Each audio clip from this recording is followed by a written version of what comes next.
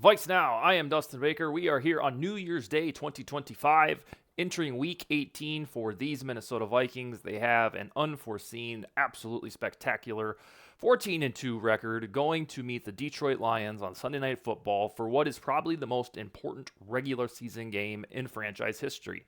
I've tried to figure out if that is a heat of the moment take, but I don't know that there's ever been a regular season game this crucial because it's a free playoff win. You don't have to play in the first round of the postseason if you beat the Lions.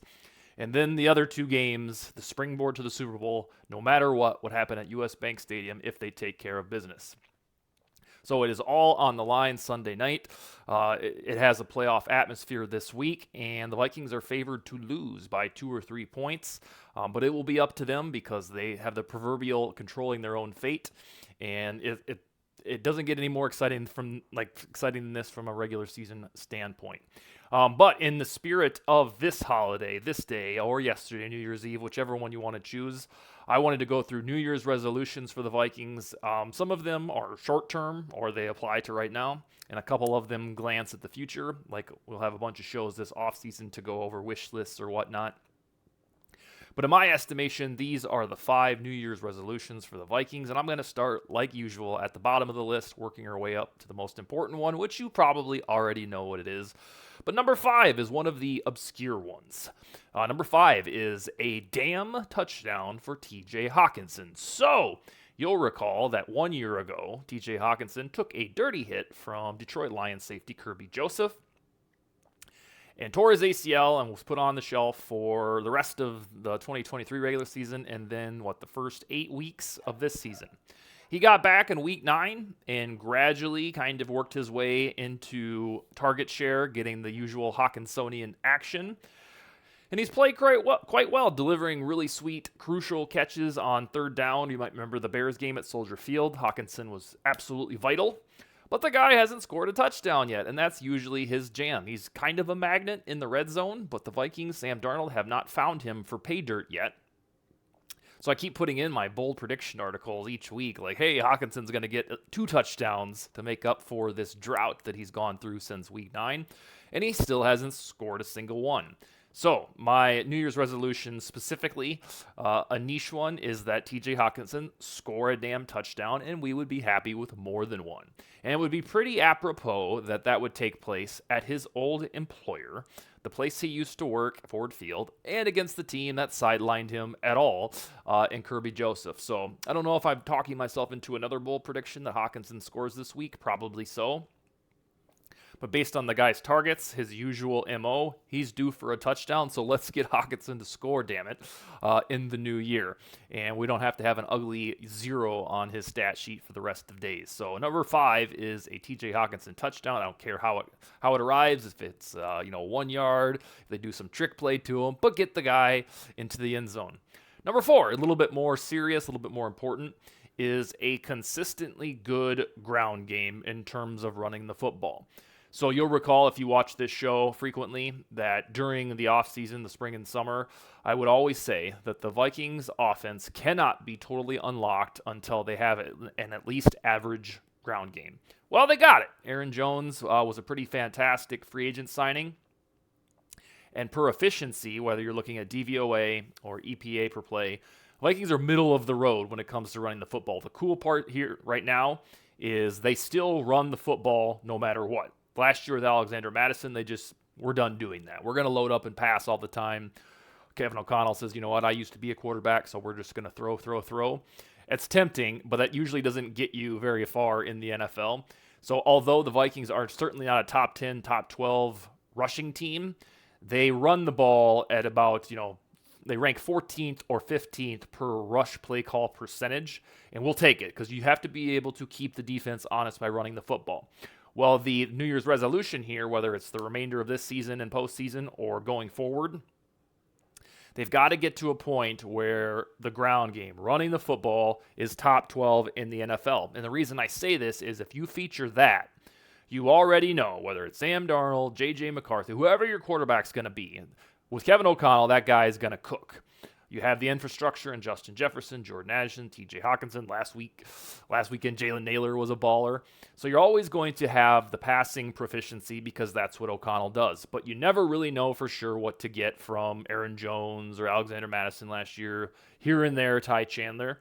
If the Vikings do something sexy or splashy in the draft, and maybe use their third-round compensatory that's on the way from Kirk Cousins' exit on a pretty stellar running back, this can be a thing of the past where we're wondering if the ground game can be consistent. But I swear to God, if you can find a way to transplant like the Dalvin Cook era 2020 onto this version of the Vikings, the offense will be damn near unstoppable. So New Year's Revolution number 4 is continuing to improve the run game, and before too long, hopefully the end of this season, certainly into next season, you nominate a probably young running back and feature that guy, and so that we end up getting a top 12 rushing offense, because then everything will hum on offense. Number 3, you've heard this from me before, is finally, for the first time since Kevin Williams left 11 years ago, getting an impact defensive tackle. Now, I've been asking for this forever, and they never listen. They never listen. I was down so bad that in the 2022 draft, I predicted them to trade down and draft Brian Brissy for the New Orleans Saints, who's decent there. He gets a lot of sacks. His PFF score kind of sucks. And then last year during free agency, there was like 6-7 guys, including Calais Campbell, who was available for a lot of the summer, where we're begging them, go get somebody in the interior defensive line that isn't a Shamar Stephen type. And I like Jonathan Bullard now. He's a good run defender. But somebody that is a would-be Pro Bowler. And then on the outside of the defensive line, you'll have Dallas Turner, Andrew Van Ginkel, Jonathan Grenard. And on the inside, you can have Harrison Phillips. And then the guy we're talking about here. We want somebody, probably with the Vikings' first-round draft pick, a defensive lineman, defensive tackle that can stop the run and can certainly get after quarterbacks. Right now, whether it's Jonathan Bullard, Jalen Redmond's kind of an up-and-coming stud. He's a tackle for loss merchant. Those guys are fine and dandy by the way the defense is rolling right now. But eventually, in some offseason, the Vikings must sign somebody. Like, last year Christian Wilkins was expensive and available. Or use their first-round draft pick on a defensive tackle that isn't wholly anonymous. We need somebody that is, hey, you pulled up the Vikings defensive tackle, the 3-tech guy, and hey, his PFF is 79. We basically need young Calais Campbell. And Calais Campbell is a guy to keep an eye on for the stretch run here, because I don't know if you've read anything about it, but near the trade deadline, there was a deal in place between the Miami Dolphins and the Baltimore Ravens for Calais to go play for a Super Bowl contending team. But then the Dolphins pulled back at the last minute and told Calais, if we are out of playoff contention, we will release you to go, chase the Super Bowl. Well, the Dolphins will probably miss out on the postseason this weekend. And if they stick to their promise, he will be released and hit the waiver wire. And the Vikings and Lions are reportedly interested in adding Calais Campbell. So it's almost a consolation prize if that's true. Whoever loses this game would have priority position on the waiver wire. So as a short-term, extremely short-term fix, the Vikings could add Calais Campbell sometime next week if he falls to them on the waiver wire. But generally speaking, on the whole, the Vikings should invest in an impact 3-tech defensive tackle, and you have somebody who's solidified next to Harrison Phillips on the defensive line. That's number 4, excuse me. No, that is number 3. Number 2 is, and we're going to get to this is going to hit hot and heavy no matter how the season ends this year. I guess if it ends in a Super Bowl, nobody's going to care too much for a long time about what happens with the 2025 Vikings, but the Vikings need a star cornerback. They need to identify a guy in the draft or sign a DJ Reed type, because if you look down at the roster for 2025 right now, cornerback CB is a little grim. Why? Well, because Byron Murphy, who might be a Pro Bowler, he's going to be a free agent. You already got rid of a Caleb Evans, who evidently wasn't very good in the first place. And then Stephon Gilmore and Shaq Griffin were one-year signings, which leaves you with the cornerback section of the roster that has, drumroll please, Mekhi Blackmon, who's coming back from an ACL tear, and then Dwight McGlothern, who we hope will be good, but we don't know for sure. And then, Najee Thompson, who's more of a special teams guy. So if Byron Murphy re-signs, he's going to be a lot more expensive now than he would have been last summer. That'll be great. We will take it. He's played like a baller. He's got, 6 interceptions? But you still need one more cornerback. I think Mekhi Blackmon will be good, but I don't know if you can roll into a regular season fresh off a 14-3 or 15-2 record with Mekhi Blackmon, Byron Murphy, and Dwight McGlothern. That doesn't sound like the recipe for success, nor will they have that as their strategy. But just kind of like defensive tackle, whether it is free agency, DJ Reed's probably going to be the keynote signing by somebody in free agency, or in the draft. The Vikings have tried this for 10 years with no luck drafting a cornerback. But let it be known, and there isn't very much, drama about, is this correct or not? Cornerback is a very pronounced need for the 2025 Vikings. It will help if they re-sign Byron Murphy, who won't be cheap. But even if they've re-signed Byron Murphy, they're probably still going to need DJ Reed or to spend their first rounder on a cornerback. Cornerback is a real naughty, sudden need for the future Vikings, and I'm sure they will address it. They're going to have about $75 million in cap space. So, recapping the list before we get to number 1, which is pretty damn obvious. Number 5, a TJ Hawkinson touchdown. Get him in the end zone. We don't want a goose egg for the rest of days on his 2024 stat sheet when we look back at it. Number 4 is consistency in running the football, because when that happens, O'Connell's offense can hum all of the time. If you find, they're not going to be able to get Ashton Genty, but if they did, that's the type of solution where, oh my, imagine the Vikings offense with a home run hitter like that. Number 3 is an impact defensive tackle. This show has asked for it for pretty much its inception, and I've been asking for it since Kevin Williams left. They never oblige. Find one, please. Number 2 is drafting or signing a star cornerback, because that section of the depth chart is really skimpy. And the number 1 New Year's resolution is win a Super Bowl. Duh. This would be a very strange episode of VikesNow if I had this fat-ass list of New Year's resolutions and then I forgot to add win a Super Bowl. So, of the 16 teams in the Super Bowl era since 1966, the 16 teams that lead the NFL in win percentage, there's only one team on that list that has not won a Super Bowl. They rank number 4 in win percentage since 1966. It's the Minnesota Vikings. They have not won a Super Bowl, as you're well aware, and it's just time.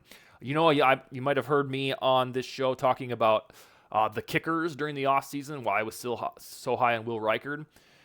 The kicking curse, or this string, since Ryan Longwell, of having non-trustworthy kickers, it was always going to end.